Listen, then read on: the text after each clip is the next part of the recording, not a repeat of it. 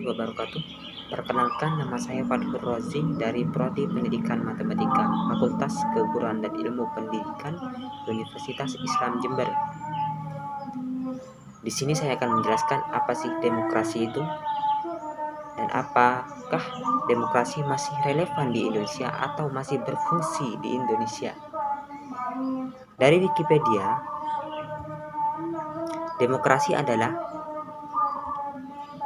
bentuk pemerintahan di mana semua warga negaranya memiliki hak setara dalam pengambilan keputusan yang dapat mengubah hidup mereka.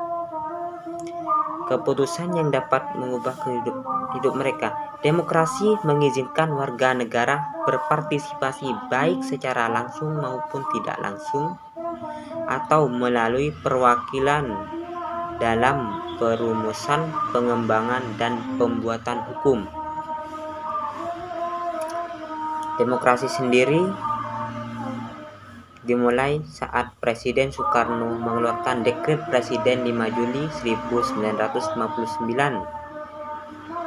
Namun, jauh sebelum demokrasi terbentuk, Soekarno sebenarnya telah mengemukakan keinginannya untuk mengubah sistem demokrasi di Indonesia pada 27 Januari 1957 di Bandung.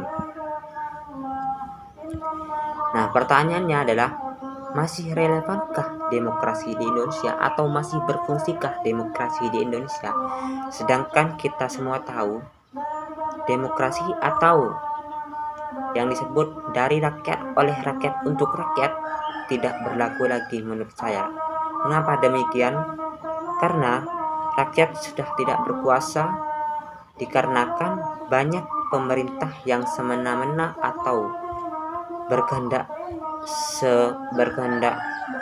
seenaknya, seperti pembagian bansos atau bantuan sosial salah atau tidak pada tempatnya.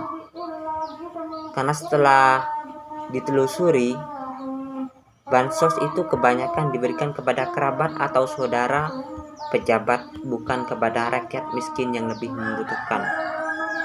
Nah, maka dari itu demokrasi sudah tidak berjalan dengan baik di Indonesia.